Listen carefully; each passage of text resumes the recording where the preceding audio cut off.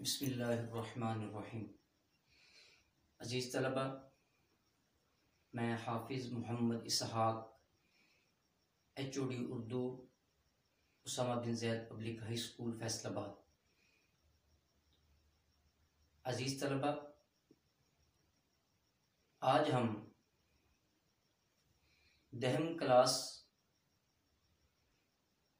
के सिलेबस में से उर्दू मज़मून लिखने का तरीका सीखेंगे। सबसे पहले उर्दू मज़मून की तारीफ। उर्दू मज़मून किसे कहते हैं? मज़मून का माना है अपने ज़िमन में लिए हुए। इस्तिलाही तौर पर किसी भी मुतअय्यन मौजू पर अपने ख्यालात को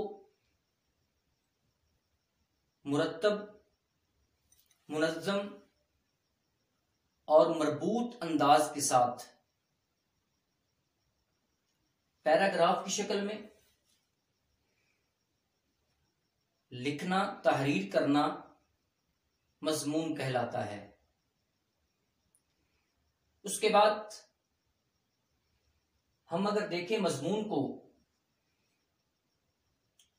तो उर्दू मज़मून 3 हिस्सों के अंदर तकसीम होता है। क्या, क्यों, कैसे। क्या, इसके अंदर मज़मून की तारीफ आती है। जो टॉपिक हो, जो उन्वान है उस मज़मून का, उसकी तारीफ, उसको डिफाइन करना, और तमहीदी तौर पर जो कलिमात होते हैं जिसको हम दूसरे अल्फाज में मज़मून का आगाज कहते हैं। और दूसरी चीज वो है क्यों। इस मज़मून के लिखने का मकसद क्या है, जिसको दरमियान भी कहते हैं और नफ्से मज़मून भी कहा जाता है। और मज़मून का तीसरा हिस्सा है कैसे। इस कैसे के अंदर अपने मज़मून को हमने माइंड अप करना होता है, जिसे इख्तिताम भी कहा जाता है।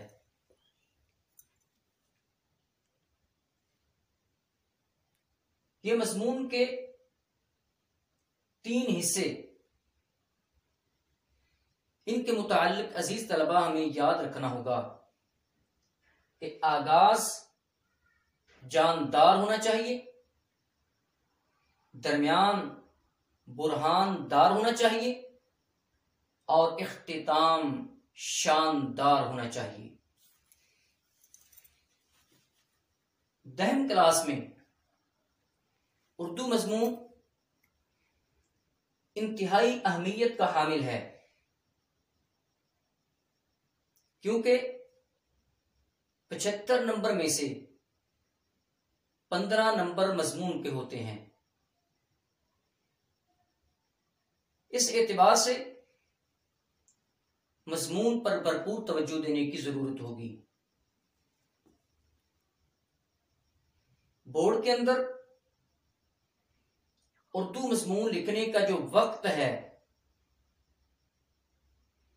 मुकम्मल वक्त में से 150 मिनट में से 35 मिनट होते हैं हमारे पास उर्दू मज़मून लिखने के। 35 मिनट्स के अंदर हमने क्लास 10 में मज़मून लिखना है। कितना लिखना है? जो उर्दू शीट हमारे बाजार में चलती है, इसके 4 सफ़हात, 2 वर्क, 4 सफ़हात, जिस तरह के ये मेरे पास शीट है, ये शीट का एक सफा, ये शीट का दूसरा सफा, ये तीसरा सफा और ये चौथा सफा, यानी मुकम्मल एक शीट जिसके 2 वरक हैं, 4 सफहात हैं। ये मुकम्मल तौर पर तमाम सफहात फिल होने चाहिए। 35 मिनट के अंदर हमने 4 सफहात लिखने हैं। इसके साथ साथ जब मज़मून लिखना शुरू करना है तो सबसे पहले ये नहीं कि जल्दी से उसका नाम लिख दिया, नहीं, बोर्ड के अंदर 3 मज़मून आएंगे जिनमें से एक मज़मून लिखना होगा। सबसे पहले गौर करनी है कि उन 3 में से कौन सा ऐसा मज़मून है जो मेरी तबीयत के मुवाफिक है, जिसके मुतालिक मैंने बहुत ज्यादा पढ़ा हुआ है, मुताला किया हुआ है, जिसके मुतालिक मेरे पास आयात कुरानिया, अहादीस नबविया और अशआर हैं। तो उन्हें देखते हुए फिर हमने मज़मून के मौजू को मुंतखब करना होता है। जब मौजू का इंतखाब कर लिया तो उसके बाद 1 से 2 मिनट सोचना है उस मज़मून की तरतीब को कि सबसे पहले क्या आएगा, तमहीद कैसे बांधनी है, उसके बाद कौन सी चीज, उसके बाद कौन सी चीज, उसके बाद कौन सी चीज। मज़मून के अंदर जब हमने मज़मून को लिखना है तो उस मज़मून के अंदर कम से कम 4 अशआर होने चाहिए। उर्दू जुबान के अंदर कम से कम 4 अशआर होने चाहिए और कम से कम 1 आयत का तर्जमा, 1 हदीस, अगर मुकम्मल जुबानी अल्फाज अरबी जुबान के, अरबी हदीस के, अरबी मतन के हैं वो, अगर अरबी मतन याद नहीं तो उसका तर्जमा, और उस मौजू के मुताल्लिक मशहूर जो बड़े अफराद गुजरे हैं उनमें से किसी का कोई कौल वो भी मज़मून के अंदर जिक्र करना चाहिए, जिसके साथ जो मुम्तहिन है, जो उस पेपर को चेक करने वाला है, ये चीजें उस पर बहुत अच्छा असर डालती हैं। तो इसलिए अजीज तलबा, हमने उस मज़मून को जो लिखना है उसके अंदर आयात भी आ गई, अहादीस भी, अशार भी और अक़वाल भी। याद रखिए, हमने जब मज़मून को लिखना है हमने पैराग्राफ की शक्ल में लिखना है। मिसाल के तौर पर यह हमारे पास एक मज़मून है अल्लामा मोहम्मद इकबाल। इसमें एक पैराग्राफ ये शुरू हो रहा है और दूसरा पैराग्राफ यहां से शुरू हो रहा है। गोया कि 2 पैराग्राफ के अंदर ये एक सफा है। और इसके साथ साथ एक और चीज जो कि इंतहाई काबिले तवज्जो है कि जब हमने ऊपर सवाल नंबर लिखना है वो दरमियान के अंदर लिखना है, साइड पर नहीं, दाएं भी नहीं, बाएं भी नहीं, बिल्कुल दरमियान में लिखना है। उसी के नीचे मज़मून दरमियान में और उसी के नीचे जो हमारा मौजू होगा वो दरमियान में लिखा जाएगा। याद रखिए, ये तीनों चीजें कट वाले मार्कर से लिखनी है, सादा मार्कर से नहीं, कट वाले मार्कर से, जिसको अमूमी तौर पर बाज़ तलबा टक वाला मार्कर कह देते हैं। ये टक वाला नहीं, कट वाला मार्कर जो है उसके साथ इन चीजों को लिखना है, तीनों चीजों को।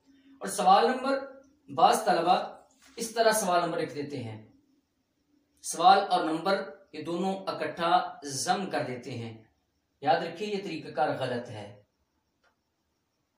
सवाल नंबर लिखना है, सवाल अलहदा और नंबर अलहदा लिखने हैं। और इसके साथ साथ ये चीज भी ज़हन में रखनी है कि मज़मून लिखा जा रहा है, इसके अंदर जो अशार लिखने हैं, खास तारीख है, खास नाम है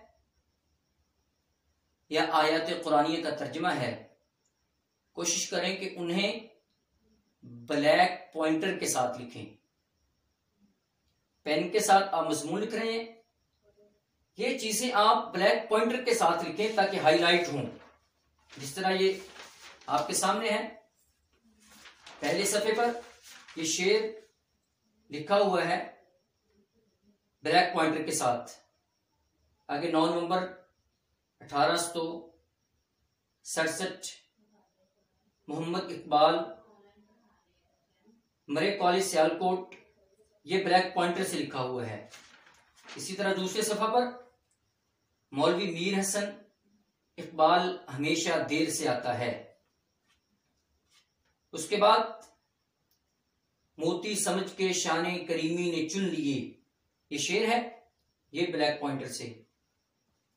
आपका एहसान मुझ पे भारी है, ब्लैक पॉइंटर से, ये शेर ब्लैक पॉइंटर के साथ।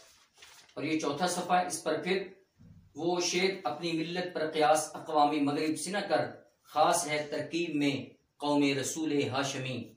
फिर उसके नीचे असर इकबाल, अल्लामा इकबाल की किताबें, बांगेदरा, बाले जिब्रील, ज़बूर अजम, दरबे करीम, अरमगान हिजाज, ये सारी चीजें ब्लैक पॉइंट, खास चीजें ब्लैक पॉइंटर से लिखी जाएं।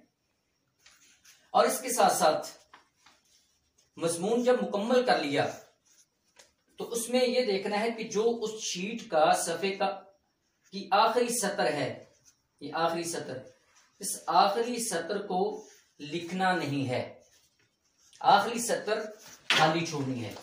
ये देखिए कि आखिरी सतर है, खाली छोड़नी है। इसकी वजह क्या है, तालिब इल्म जब जल्दी जल्दी लिखते हैं तो उस वक्त ये होता है कि यहां पर आकर लिखाई खराब हो जाती है, क्योंकि नीचे क्लिपबोर्ड नहीं होता, क्लिपबोर्ड यहां तक, हाथ ऊपर क्लिपबोर्ड पर नहीं आता, यहां जो लिखाई है वो खराब हो जाती है। इसलिए आखिरी लाइन को खाली छोड़ देना है, आखिरी सत्र को खाली छोड़ देना है। तो अब अजीज तलबा, आज का ये लेक्चर जो है हम इसको मुकम्मल करते हैं। एक मरतबा इआदा कर लें, रिवाइज कर लें आज के इस मजमून को।